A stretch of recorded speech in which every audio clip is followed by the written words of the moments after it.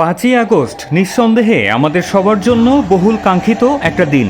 সারা দেশের ছাত্র সমাজ এবং আপামর সাধারণ জনতা সবাই মেতে উঠেছিলাম বিজয় উল্লাসে।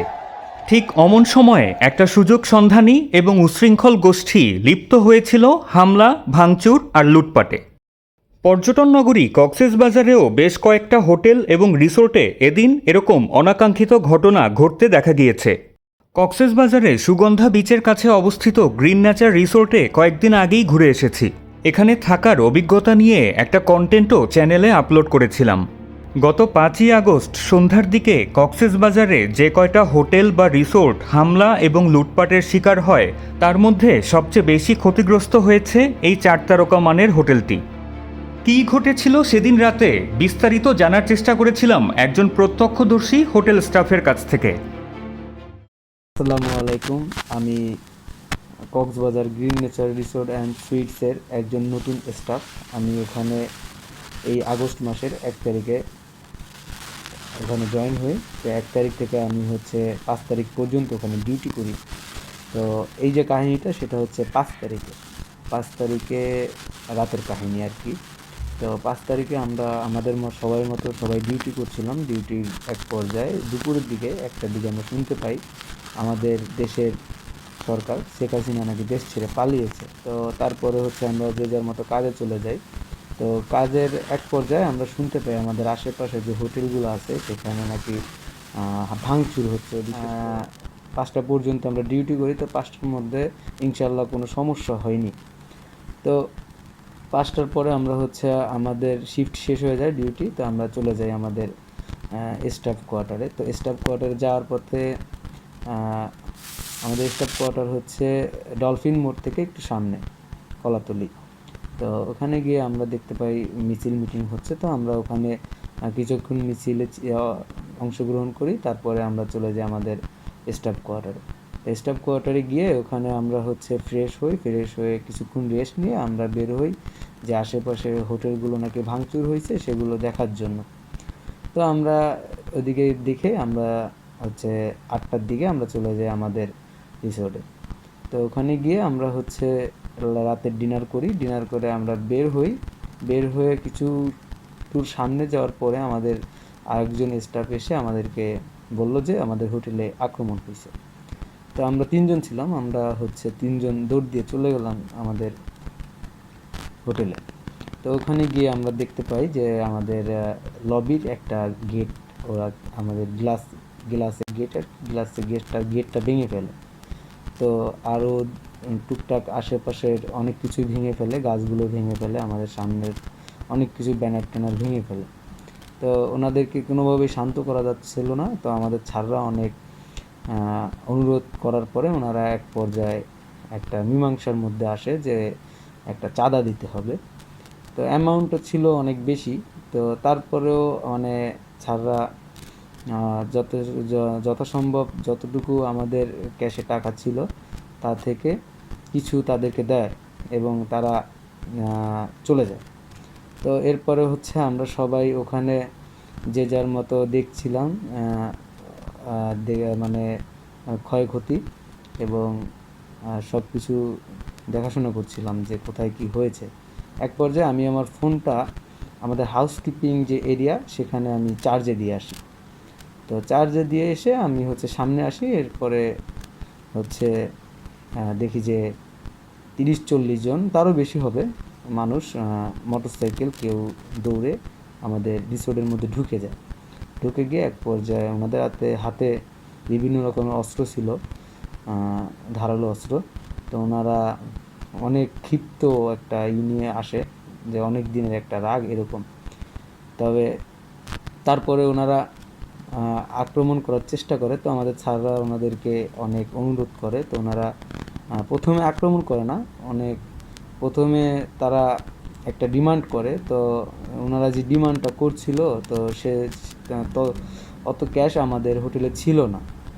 তো স্যাররা এক পর্যায়ে বলল যে ভাইয়া আপনারা একটা কাজ করেন, আমাদের হোটেলে তো এখন ম্যানেজার বা আমাদের স্যাররা কেউ নেই, যারা আছে তাদের কাছে এখন তো অত টাকা নেই। তো ওনারা বলছে যে না, দিতে হবে, এখনই দিতে হবে, কোনো পরে হবে না। তো আমাদের ব্যাংকিং কার্যক্রম তখন ছিল না, তখন আসলে সব কিছুই বন্ধ ছিল। ওনারা কোনো কথায় রাজি হলো না। এক পর্যায়ে ওনারা আরও ক্ষিপ্ত হয়ে যায়, ক্ষিপ্ত হয়ে বলে যে তোরা এখান থেকে বেরিয়ে যা। তো তুই তামারি শুরু করে। তো ওনারা কোনো রকম মোবাইল ভিডিও বা আমাদের সিসিটিভিগুলো ভেঙে, ক্যামেরাগুলো ভেঙে ফেলছিল, মোবাইল দিয়ে কোনো ভিডিও করতে দিচ্ছিল না। তারপরে ওনারা আমাদেরকে এক পর্যায়ে ধাক্কে বের করে দেয় ওখান থেকে। তো আমরা বাইরে অপেক্ষা করছিলাম, ওখানে দাঁড়িয়ে অসহায়ের মতো দেখছিলাম আমাদের হোটেলের সব কিছু ওনারা নিয়ে যাচ্ছে। আমাদের ভিতরে একটা গাড়ি ছিল, গাড়িটা অনেক বাজেভাবে ভেঙে ফেলে। এরপরে ভিতরে সব কিছুই আস্তে আস্তে লুট করে নিতে লাগে। তো আমরা আসলে অসহায়ের মতো দেখা ছাড়া আমাদের কিছুই করার ছিল না।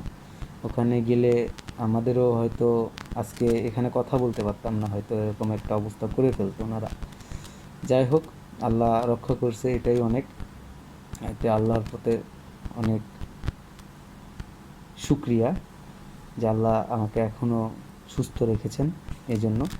তো আমরা এরপরে ওখানে প্রায় 30 মিনিট, 30-40 মিনিট আমরা দেখি যে আমাদের বিভিন্ন মালামাল, আমাদের রুমগুলো ভেঙে টিভি, ফ্রিজ এবং বিভিন্ন মালামাল নিয়ে যাচ্ছিল ওখানের লোকজন যে যার মতো।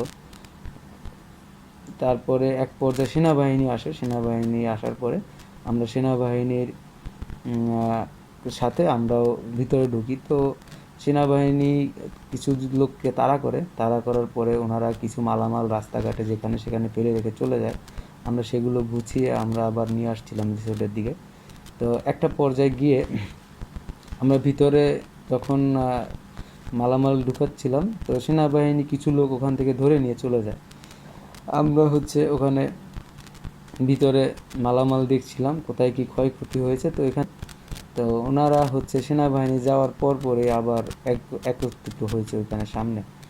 তো ওনারা আমরা বের হয়েছে, আমার সামনে ছিল আমার আরেক ভাই কলিগ, উনি ওনার নাম রুবেল।